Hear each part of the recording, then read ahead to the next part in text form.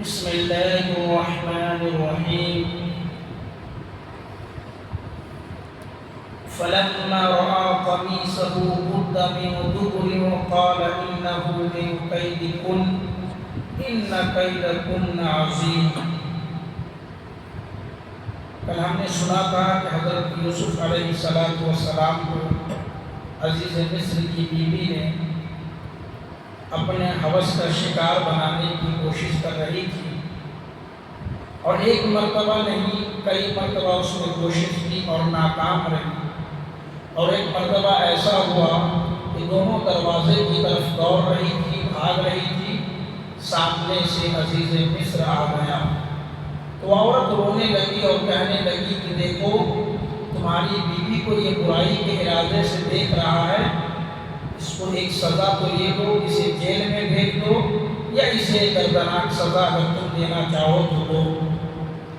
لیکن دربار تھا، عزیز مصر کا گھر، نوکر چاکر بھی رہا کرتے تھے، انہی میں سے ایک نے کہا قال هي راودتني عن نفسي۔ جب یوسف علیہ السلام اپنی صفائی کی تو گواہ بھی چاہیے تھا، اور یہاں پر بعض حضرات کیا کرتے ہیں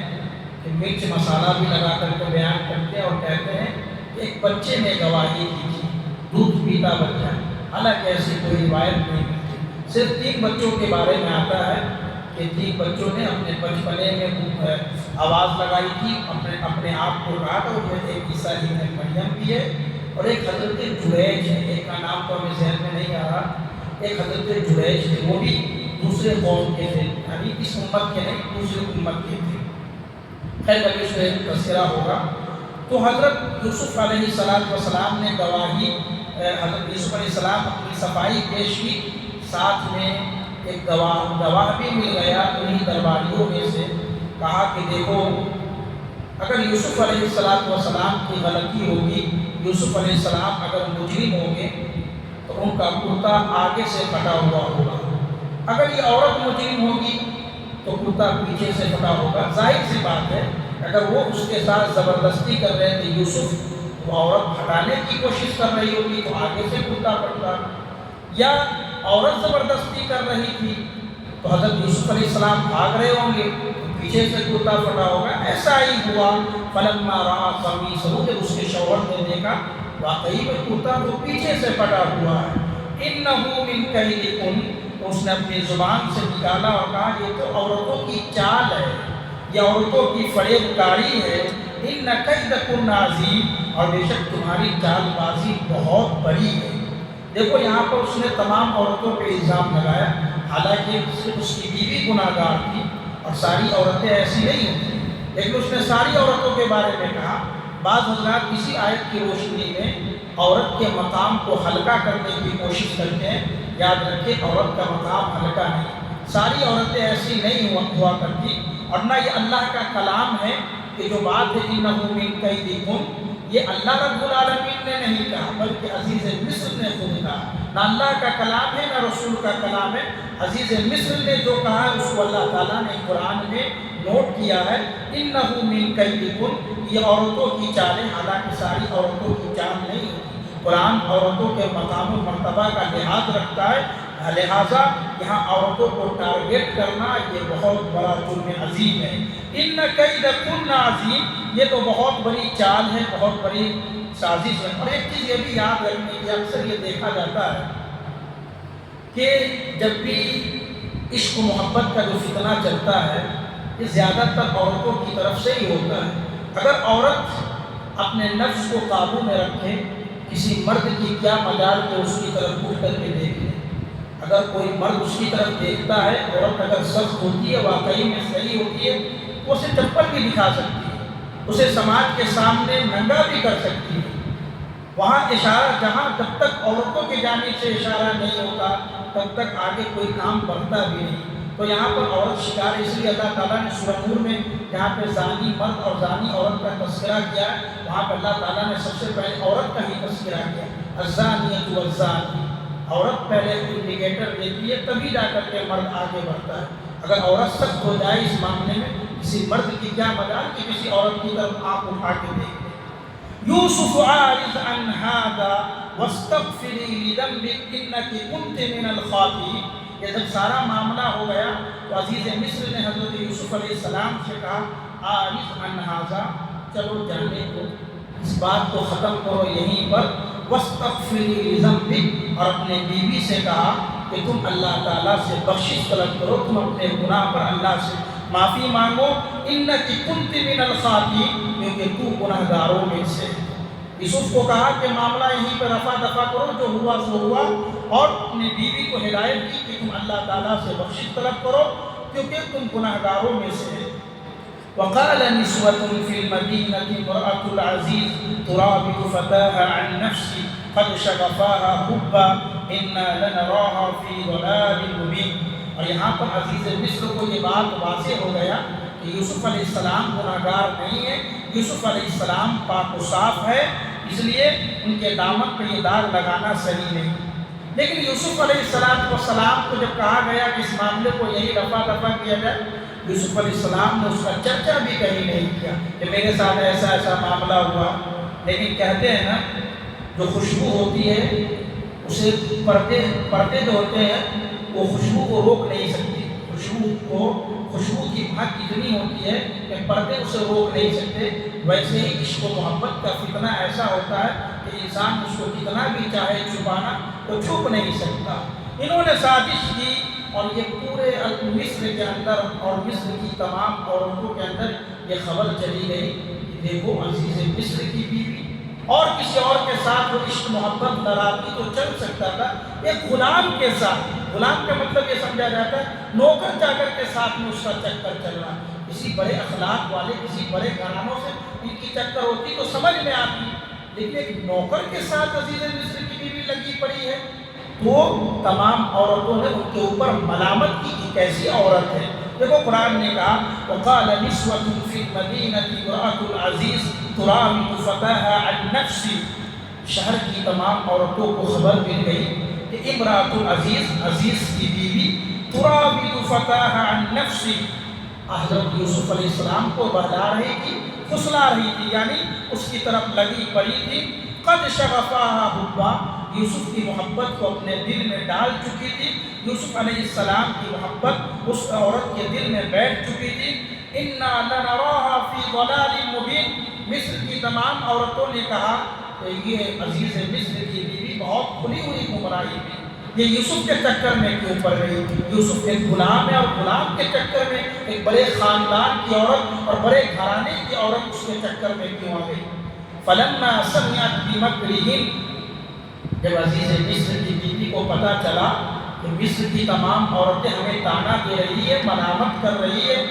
فلما سمعت، ان کے کانوں میں آواز گئی کہ یہ تمام عورتیں ہمارے بارے میں الزام لگا رہی ہے، مکر و فریب کر رہی ہے۔ حالانکہ مفسرین اس آیت کی تفسیر میں یہ بیان کرتے ہیں کہ ان عورتوں کو، مصر کی عورتوں کو بھی پتہ چل گیا تھا، حضرت یوسف علیہ السلام کی خوبصورتی کا اندازہ ہو گیا تھا، وہ بھی بہانہ تلاش کر رہی تھی یوسف کو ایک بار دیکھو یوسف کیسا ہے۔ وہ تمام عورتیں چاہ رہی تھی کہ ہم یوسف کو دیکھیں کہ یوسف کیسا ہے، کتنا خوبصورت ہے، ان کے درمیان بھی یہ چرچا ہو چکا تھا۔ چنانچہ جب عزیز مصر کی بیوی کو پتہ چلا کہ ہمارے بارے میں پورے محلے کے لوگ، مصر کی تمام عورتیں باتیں بنا رہی ہیں، میرے خلاف لعنتیں کر رہی ہے، ارسلت الیہ، تمام عورتوں کو دعوت دی اور سب کو بلایا، وَعَاتَدَتْ لَهُنَّ مُتَّكَأً، اور ان کے لیے ایک محفل جمائی۔ عربوں میں آج بھی جائیں گے ہوٹلوں کے اندر نیچے زمین پہ بستر لگایا جاتا ہے، باقاعدہ تکیہ لگایا جاتا ہے، آج بھی ریسٹورنٹ میں، ہوٹلوں میں جائیں گے عربوں میں تو وہاں یہ نظام ہے۔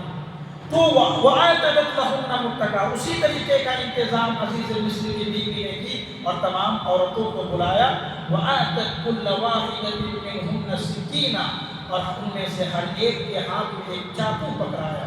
سکینہ، وَقَالَتِ اخْرُجْ عَلَيْهِنَّ، اور عورتوں سے کہا کہ اخرج علیہن، تم نکلو، ایک ایک کر کے نکلو۔ فلما رأینہ اکبرنہ،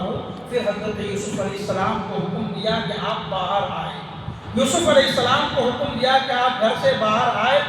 چنانچہ جب یوسف علیہ السلام باہر آئے تو اکبرنہ، قرآن کہتا ہے کہ یہ تمام عورتیں دیکھ کر کے حضرت یوسف علیہ السلام کے روب کی اور حضرت یوسف علیہ السلام کی جو حسن تھی، ان کی جو جمال، ان کو دیکھ کر کے یہ تمام عورتیں دیوانی ہو گئی، وَقَطَّعْنَ أَيْدِيَهُنَّ، اور اپنے ہاتھوں کو کاٹ بیٹھی۔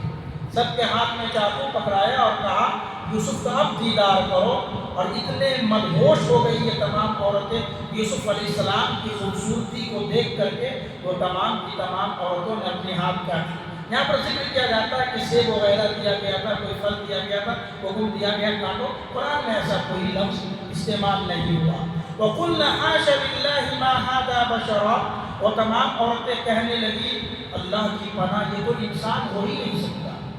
اللہ کی پناہ یہ تو انسان ہو ہی نہیں سکتا، اتنا خوبصورت کیسے کوئی ہو سکتا ہے؟ إِنْ هَذَا إِلَّا مَلَكٌ كَرِيمٌ، یہ تو فرشتہ ہے،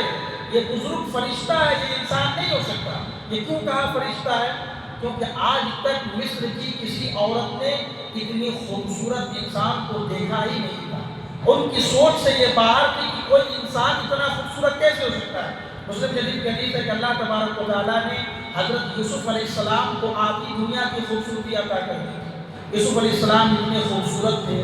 روایتوں میں یہ بھی آتا ہے کہ یوسف علیہ السلام اتنے خوبصورت تھے کہ جب وہ پانی وغیرہ پیتے تھے تو یہ ساری چیزیں نظر آتی تھی،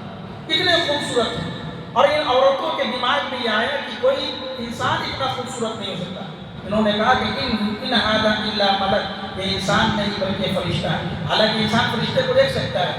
نہیں دیکھ سکتا، پھر بھی کیوں کہا یہ فرشتہ ہے؟ اس لیے کہ انسان کے دل و دماغ میں آتا ہے کہ انسان سے کہیں زیادہ افضل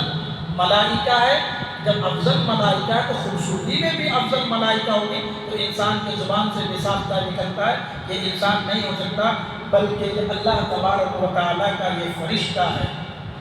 قالت فذلكن الذي لمتنني فيه، اس وقت عزیز مصر کی بیوی نے تمام عورتوں سے کہا یہی یوسف ہے۔ فذلكن الذي، یہی یوسف ہے، لمتنني فيه، جس کے بارے میں تم مجھے ملامت کر رہے تھے کہ دیکھو غلام کے ساتھ میں لگا پڑا ہے، تمہاری حالت کیسی ہو گئی۔ وَلَقَدْ رَاوَدتُّهُ عَن نَفْسِهِ، کہ تمام عورتوں کی حالت خراب ہو گئی، تمام عورت فدا ہو گئی حضرت یوسف علیہ السلام کی خوبصورتی کے اوپر۔ اس کو اور بل ملا، عزیز مصر کی بیوی کو اور طاقت ملا۔ جب ساری عورتیں فدا ہو سکتی ہے، میں تو گھر میں رہتی ہوں، میرا زیادہ حق بنتا ہے یوسف علیہ السلام پر، میں کیوں نہ فدا ہوں؟ ان کو اور بل ملا، اور طاقت ملا۔ وَلَقَدْ رَاوَدتُّهُ عَن نَفْسِهِ، پھر دوبارہ کوشش کی حضرت یوسف علیہ السلام کو بہلانے کی، پھسلانے کی۔ فَاسْتَعْصَمَ، لیکن یوسف ہاتھ نہیں لگے، یوسف بار بار بچتے رہے۔ وَلَئِن لَّمْ يَفْعَلْ مَا آمُرُهُ، عورت تنگ آ گئی، کہنے لگی اے یوسف لَئِن لَّمْ يَفْعَلْ مَا آمُرُهُ، میں جس بات کا حکم دے رہا ہوں اگر تم وہ کام نہیں کرو گے تو لَيُسْجَنَنَّ وَلَيَكُونَ مِنَ الصَّاغِرِينَ، ہم تمہیں قید خانے یعنی جیل میں بھیجیں گے۔ وَلَيَكُونَ مِنَ الصَّاغِرِينَ، اور تمہیں ذلیل اور رسوا بھی کیا جائے گا۔ صرف جیل میں نہیں جاؤ گے بلکہ تمہیں ذلیل اور رسوا بھی کیا جائے گا۔ اس لیے جس کام کا میں تمہیں حکم دے رہی ہوں وہ کام میرے ساتھ کرو۔ یہ عورت مدہوش ہو گئی تھی جس کا نام زلیخا ہے، عزیز مصر کی بیوی، بہت پریشان ہو گئی تھی، پاگل ہو گئی تھی حضرت یوسف علیہ السلام کو پانے کے لیے۔ جب یوسف علیہ السلام ہاتھ نہ لگے تمام تر کوششوں کے بعد، تو یہ عورت کیا بیٹھی کہ اب تمہارا ٹھکانہ جیل ہی ہوگا اور تمہیں ذلیل اور رسوا کر کے جیل میں بھیجا جائے گا۔ اللہ تعالیٰ سے دعا ہے رب العالمین ہم سب کو ان کئی باتوں پر عمل